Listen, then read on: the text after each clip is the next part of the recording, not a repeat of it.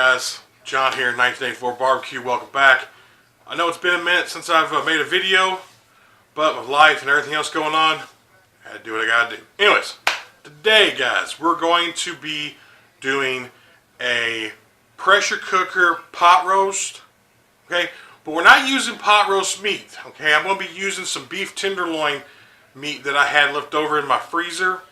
It's like a roast of it. I'll show you when we get to it. Anyways, guys, I'm hoping this turns out good. I happened to get me a pressure cooker for free from somebody. No, it was not a company that gave it to me that we're going to show the pressure cooker for. It was one of my wife's friends that gave it to me.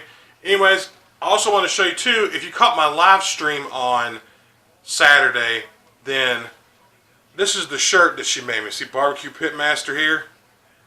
And then here's the back of the shirt. I hope you guys can see that. I'll try to lift it up a little bit so you can see. Anyways, guys, enough of me talking. Let's get started. Here is our meat we're going to be using, guys. It's, like I said, it's beef tenderloin that was parted out. And you can see like it gives you like a nice little roast. I didn't have to do a whole lot. I didn't do any trimming on this whatsoever. These are just kind of some little bits we're just going to add with it. But this is the kind of the main star of it, you know. Nice little roast. See? Beautiful. Alright. So I'm going to season this with a little bit of Rich's River Dirt all-purpose. Okay, guys, if you haven't gotten any of this, really check it out. Rich is a good guy, and this stuff is really good. He did not send any of this to me. I bought all this. This is all from genuineness, okay, guys? So this is really good stuff. It's all-purpose seasoning. I have used this hot and spicy. That's really good, too. So definitely, I'll leave a link in his description box for this seasoning. I'm going to start seasoning this up. Guys, also, if you go to Rich's River Dirt, barbecue.com, I believe it is. And again, if I butchered that, I'm sorry. He's got a special right now on your, I believe it's 10% off. So I'll leave a link to that. I'll leave a link in the description box for his website. Y'all go check him out. As well as you can reach him also on heavenmadeproducts.com. It's a website for his products as well. So I will leave a link for both. Anyways, I'm going to go ahead and continue seasoning these real fast here. Like so. Just kind of pat these in there. We're not looking for real heavy. Just kind of take that excess right there. Alright, so got these all seasoned up here. I've got our pressure cooker on heating for sauteing. That's the button on mine is sauteing. So let me we're back. Get the camera adjusted. Got our start putting our meat in here to saute a little bit. Put these little pieces in kind of first. Get them sauteed up. And we're just giving these a nice little crust on either side of them, guys.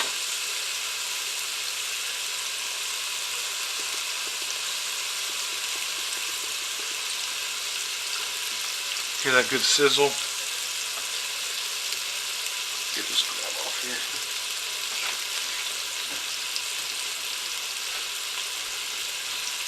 I don't know if y'all can see that or not, but you hear it kind of in there sizzling. Get these sauteed up. Alright, guys, we're going to get these sauteed up, and when they're done, I'll bring you back. There's our meat nice and sauteed or seared in our pressure cooker there. So we're going to set those right there for now off the side. I did go, guys, and I did wipe out the pressure cooker inside. I'll show you that. Get a little bit of that excess oil. Okay, so what we're going to do now is we're going to be mixing up a packet of this brown gravy mix, a packet of this Hidden Valley Ranch mix, and a packet of Zesty Italian mix. I couldn't find any of the Hidden Valley type. All I could find was this one, so this is what we're going with. And it calls for 14 ounces of beef broth, but I'm going with beef stock, unsalted. Because I feel like beef stock has a better flavor. It's more richer. It adds a lot of flavor, guys. I used this on some beef short ribs, and they turned out really good. Alright, and we got some onion here chopped up, ready to go. Okay, so what we're going to do is we're going to take these ingredients, our dry ingredients here. Alright. We're going to pour that in there. And we're going to do the same thing here with our other ingredients. Go ahead and just pop that in there, ranch. Alright, and then we're going to take and we're going to add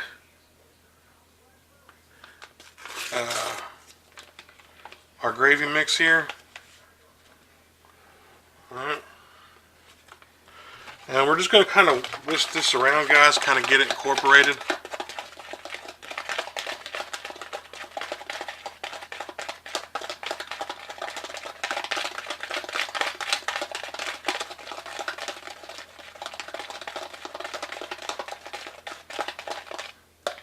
Alright, there we go. See how that looks? Alright. Got that taken care of. So now, what we're going to do now is we're going to go ahead. We're going to add our meat back in here. We're going to add that in the bottom here. And, oh. And we're going to add that in there. We're going to take the juice off this plate. We're just going to add that juice in there. Juice is flavor, guys. Juice is flavor. Alright, now the recipe says we're going to take our dry mix here that we made up, and we're going to sprinkle this kind of evenly over the meat.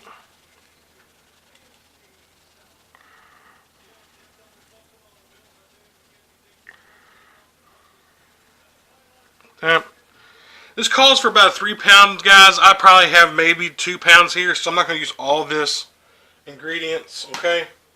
Then it calls to, we're going to go ahead and add the onion real quick in here. Like so. Man, it smells good already, guys. You can smell it. And it calls for, like I said, 14 ounces of beef broth. I'm going to use beef stock.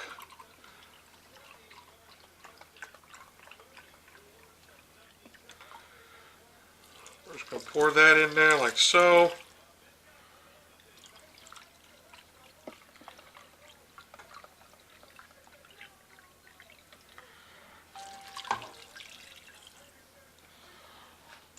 I ain't got that much left, guys. We'll just go ahead and add it all in there. Alright, so we have all that in there. Now, what we're going to do is, alright, we're going to seal our lid off here. Alright. Alright, so our lid's on. And we're going to set this to high for 45 minutes. Okay? So, I'll bring you back here shortly in about 45 minutes, guys. Alright? I feel like I didn't do a very good job on that. So, this is building the pressure up. Okay? It's only going to let me go for 30 minutes on the meat. Okay, I hit the meat presetting on this. Because this is actually my first time using this. And so I'm kind of new with this pressure cooking thing. So, hopefully this isn't a disaster, guys. Okay? But it let me go up to about 30 minutes. So, and with the piece of meat that we got in there, I would say that would probably do all right for the pressure cooker. I mean, we'll check it out and see if we need to go longer. The pressure cooker has reached its time, and right now I just kicked it over to the warm setting on here. So, what I'm going to do is on top of this right here is the relief valve, and the pressure's built up on it. So, what I'm going to do, let me bring y'all up just a little closer here so y'all kind of see what I'm talking about. Alright, there's the relief valve right there, and then in here is a little knob sticking up. We're going to go ahead and release this pressure off here. Just be careful when you do it.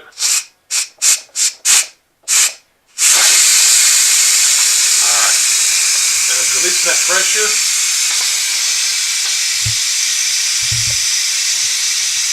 Alright, so we'll let that release off, guys, and I'll show you what it looks like. We're going to go ahead, we're going to get this off here. Now do be careful opening this, guys, okay?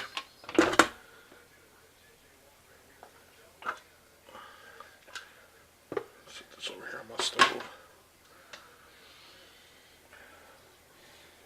Smells good. Let's see what we got here, guys.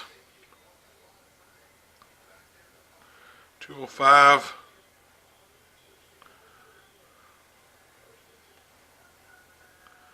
That's like butter, guys, like butter. Oh yeah, 30 minutes was,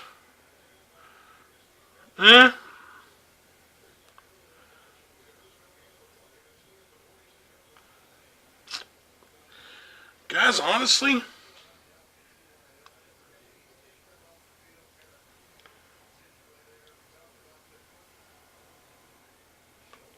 think we're good.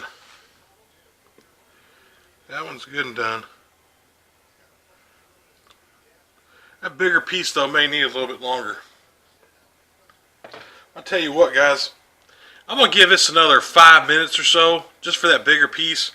We're right there, but it's just not tender enough for me yet, okay? So I'm going to put this for another 5 minutes, and I'll bring you back when it's done.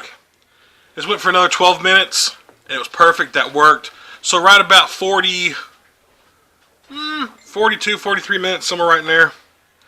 It already shredded this up, guys, and it smells wonderful. I don't know if you can see that or not, but just look at all that juice in there. Oh, man. Smells really good, guys. Alright, let me get this plated up, and we'll take a taste test. Stay tuned. Welcome back. Boom. I don't think the camera's doing it any justice. But look at that, guys. I put some of those banana rings on here myself. The beautiful meat on there. See that onion? Guys, it smells fabulous. Alright, so let's... Alright, got a thumbnail of this. The juice is kind of soaked in the bun already. Now, I would probably have maybe like some sort of like a ciabatta bread or something with this. Maybe a little bit toasted, but this will work for what we got here. Got a juice down there, guys. Look at that. Here we go.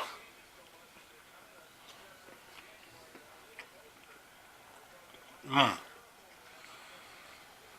Mmm. Mmm. Let's go for another one, guys.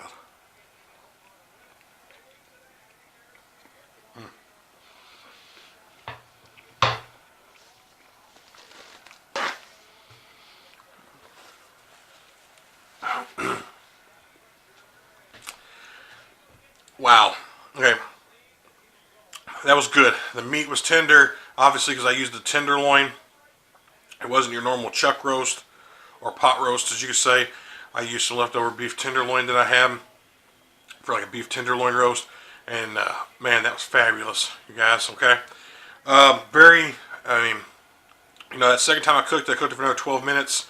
And that was what it needed. It needed that little extra time. You can take that juice and dip it as an au jus, or you can thicken it up with a little bit of cornstarch or flour and make it into like a gravy. This is really good. I think the next time I would do this, I'd probably add some like pepperoncinis or something to it, in there while I did it. But the flavor is good. I use that Rich's River Dirt on there. I give it a little extra bonus. But man, that was really good. I'll give you a little. I know you don't want to see what I ate off of, but a little bit there. Man, that was good, guys. Hey, give this recipe a try. I got all recipes. I'll leave a link down below in the description box. Every pressure cooker is a little different, guys, so you have to just tweak which one's yours and how it works out for you. Anyways, guys, if you're a returning subscriber, thanks for coming back. If you're a new subscriber, consider hitting that subscribe button, hitting that thumbs up for us, guys. Let us know what you think about 1984 barbecue down in the comments in this video. I appreciate it. We'll see you on the next one, guys, and God bless.